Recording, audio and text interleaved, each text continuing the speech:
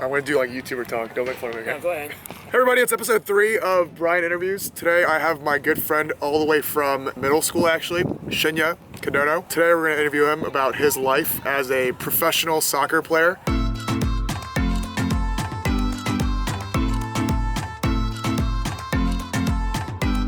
His path here, all the way, I want to ask him starting elementary school. He just started a YouTube channel. I will promote it now. Links down below. Go subscribe to Shinya Kadono. He has a fair number of videos already that covers his life, training, etc. So go check him out, especially if you're interested in soccer, a professional career in sports. Shinya, welcome to the Bryan Show. All right, let's get it. Do I need to talk right now? Or you want to ask me questions first? Can we just start by you briefly introducing yourself, what you do now, your background, and then get into how you got here? What's up, guys? I'm Shinya Kadono, professional soccer player. So right now, I'm playing for this local professional soccer team called Cal United Strikers. So this is the team. Well, let's go. Yeah, so this is actually where we practice, this park, all the way in the back. I started playing soccer when I was 7. That's also when I came to the United States with my family. Played at local club teams, and then met Bryan in middle school. After high school, I went to UC Berkeley for soccer. Spent 4 years there. After my 4 years, I went to DC United, got drafted. Spent my first year as a professional in DC with their second team, Loudoun United. Halfway through the season, went to Georgia with this team called Tormenta FC. So that ended, came back to Irvine, signed with this team. Unfortunately, due to COVID, our season got kind of like canceled, but here we are right now. We're still training, getting ready for 2021 season. That's kind of cold.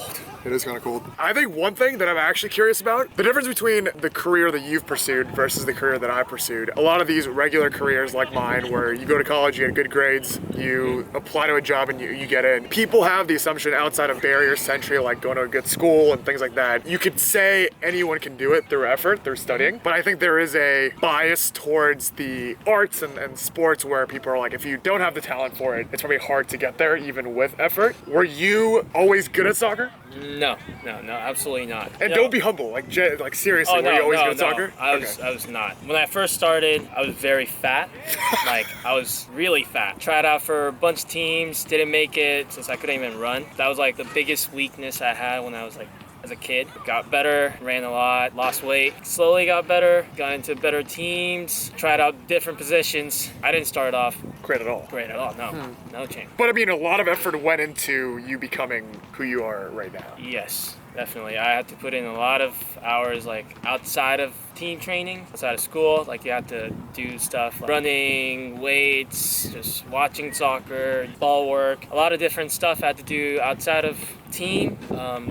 That definitely helped me as a player. So a lot of my audience, surprisingly, are high schoolers, and I think a lot of them are curious about careers, and especially now, things are becoming so fast, you have to do it early on. When you recruited for UC Berkeley, can you speak about that process and how that carried out? The recruitment process starts in like sophomore, junior year, high school, usually. I was playing for my local club team that played in different bunch of showcases. So we would go travel to, like, for example, to Florida, Indiana, play against like teams on the East Coast. So when that happens, a lot of the coaches, college coaches, come to watch. And that's when you reach out to a bunch of them saying, hey, my name is blah, blah, blah. I play for this team. This is my position. This is my high school grade. I'm really interested in going to your school. You send out all these messages to a bunch of college coaches, and hopefully some of them are like interested in you. Right. So they show up to your game and watch. If they're really interested, they'll reach back to you. Yeah, that's how you start. Were you in talks with multiple teams? Did you reach out to like 50 teams and hear back from one? When I first started the process, I was told to reach out at least 50, which I didn't. I wasn't really. You were confident. My top schools were all like in California. I love being in California, so I reached out to a bunch of schools in California, some in the East Coast, not like 50, maybe like 25. Luckily, I think like 10 of them reached out to me, and eventually Berkeley was the one that I chose. Okay, so now if we're talking next steps, you went through a great career at 4 years at Berkeley. Google Shinya Kadono Berkeley. After you did that and you were obviously pursuing professional soccer, how was that recruitment different from the high school recruitment process? For me, for my case, towards the end of my college career, I was invited to different combines where professional teams come and watch you play with other college players, so they're invited. I was invited to the one I went to in Vegas, I think around 100 soccer players all over the nation, international players too. They got invited, played like 3 games together. Professional teams watched that. Also got invited to the MLS Combine, which was in Florida. That was for like a week. 72 players play games, teams watch, and then eventually in January they do this thing called the MLS Super Draft. I was drafted in the 3rd round, I think like 72, overall 72nd.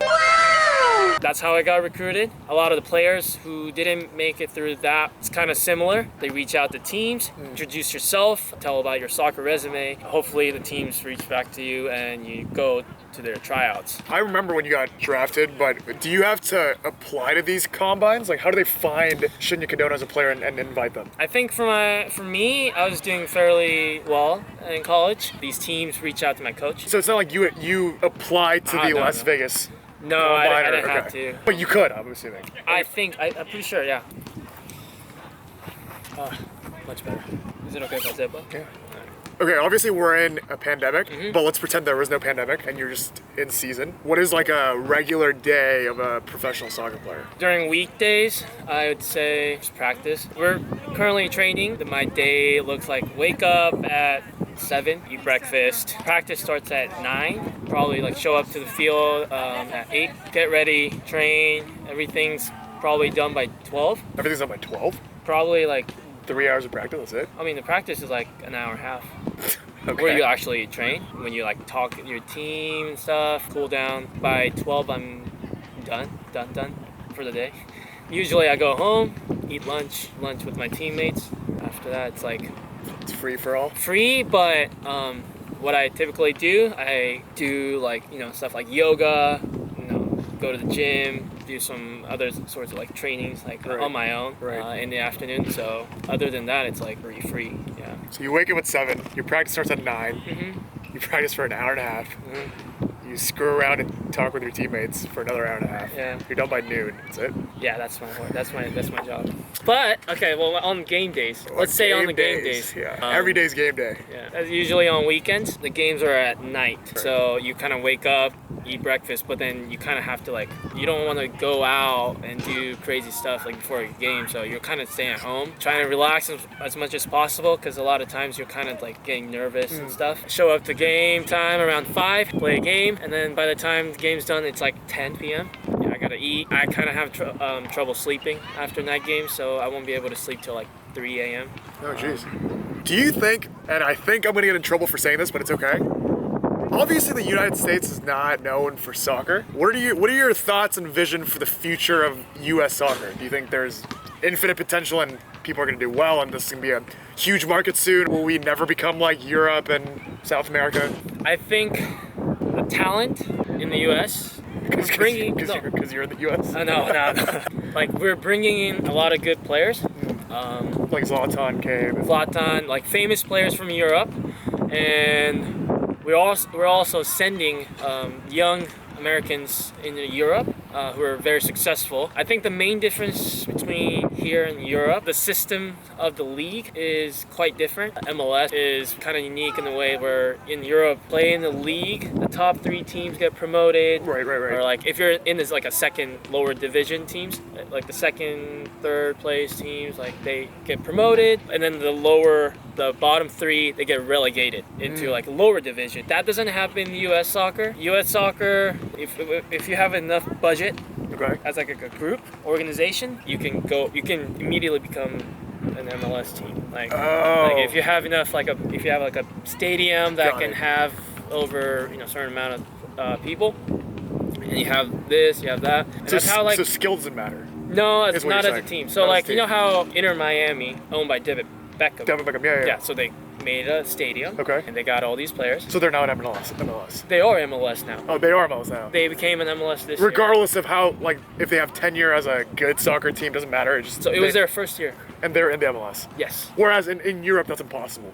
That's kind of, no, that doesn't really happen. Okay, unless someone very rich starts a team, buys all these good players, and then they're good, then they can be promoted up into. I think if you start in Europe, you have to start at like a lower division. You have to win your. You have to get promoted. But in the United States, that's not the case. That's not the case. So if Bryan became super rich, started a team, made a stadium, checked off all the boxes that you said about budgeting, I could join the MLS. Yes, I think that's possible.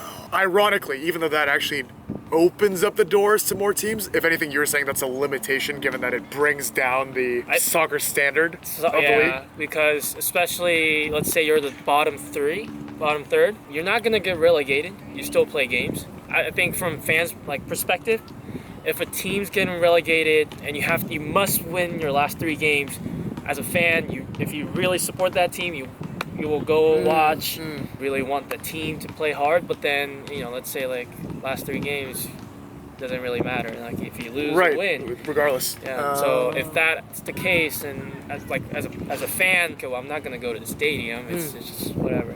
Like eventually that's gonna change, hopefully. And that's the case in the U.S. Sure. I'm trying to juice out some emotion from you, but what's the biggest sacrifice you made to pursue this career? Obviously, being a professional athlete is not an easy path, and people make sacrifices for that. What's the biggest sacrifice you think you made? Looking back in my high school, I didn't really hang out with my friends Friday night, because Saturday, Sunday we had games. Looking back, a lot of those times with your friends. Now that I'm a professional soccer player, I mean, looking back, maybe it's it was worth it. It was worth it, but sometimes some things you can only do during your high school. I didn't really attend a lot of the school events. Those are the little sacrifices I've given, but I mean, I need you to tear up. Would you say on the daily, do you think you restrict food a lot? You wish you could eat better food, or more fun food?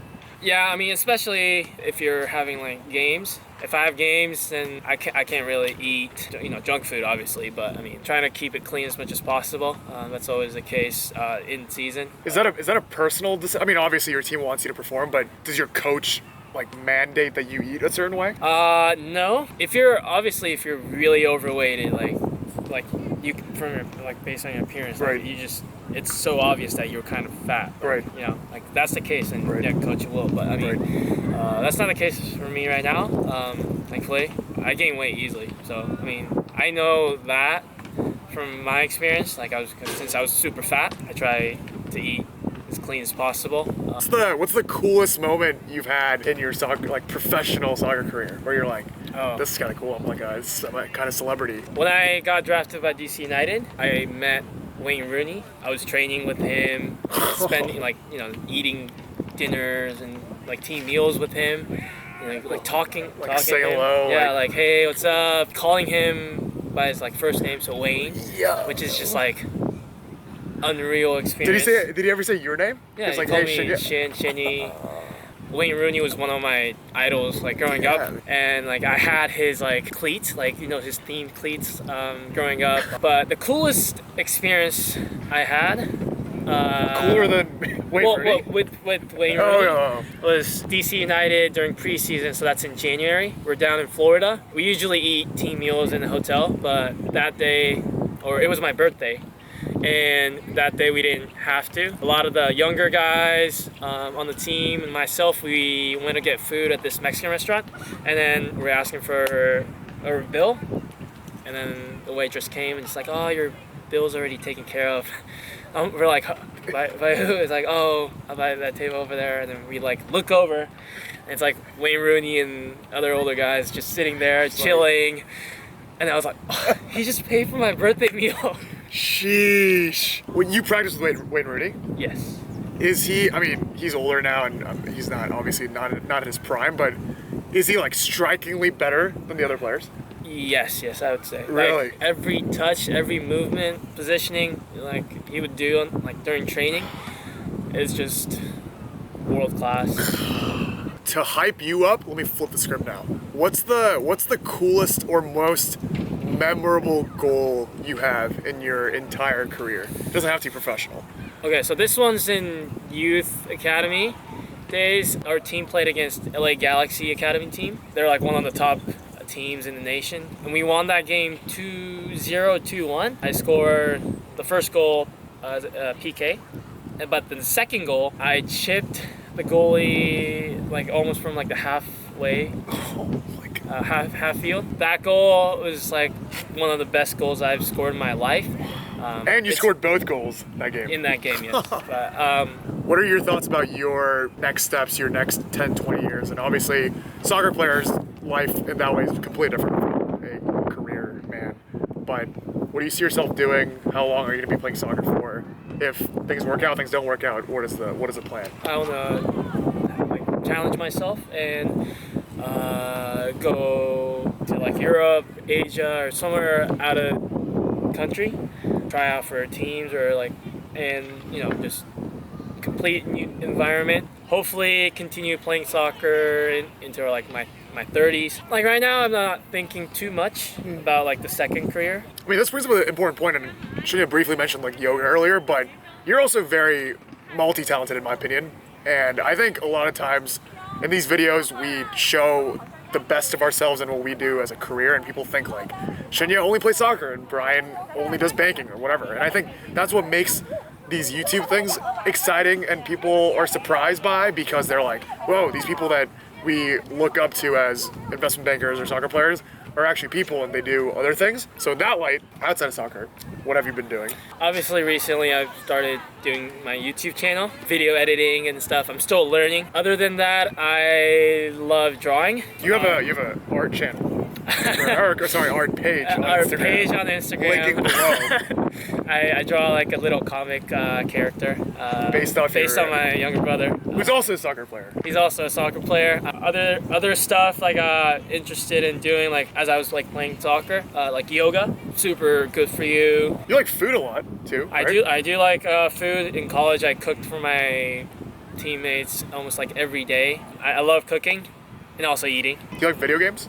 Oh, I love video games. Aren't you nationally ranked in something? And on this this puzzle, this Japanese puzzle game, like Tetris, I play online. I am like top 10 in California right now, but still a long way to go. So. I think you need to spend that time practicing soccer.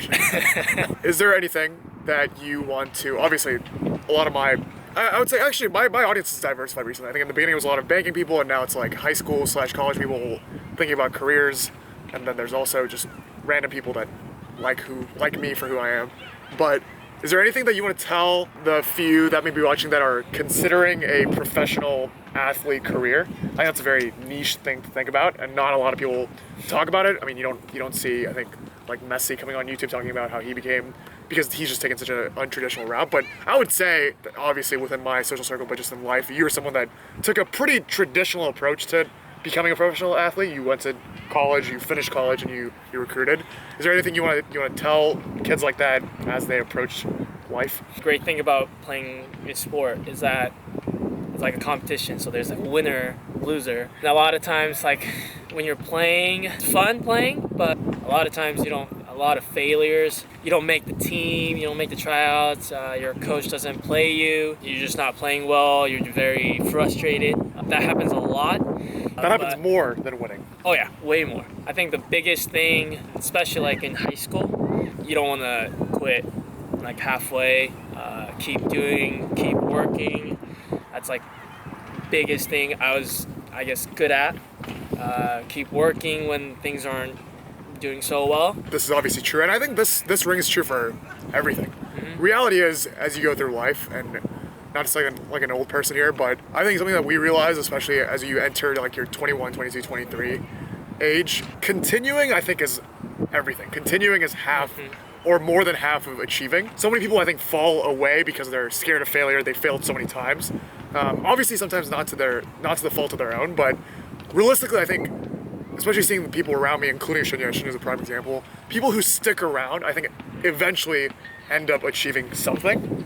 And I think that's a skill of its own, and that's actually, I think that's one of the few skills / talents that you can build. Like that's more of an up here thing rather than a what you're born with thing. Mm-hmm. And I think once you can do that in one field, you can apply it to every other field. If you could succeed that with soccer, you could do it with drawing, you could do it with cooking, finding a girlfriend. Thanks guys for tuning in. Today we interviewed Shinya Kodono, a professional soccer player. Episode 3 of Bryan Interviews.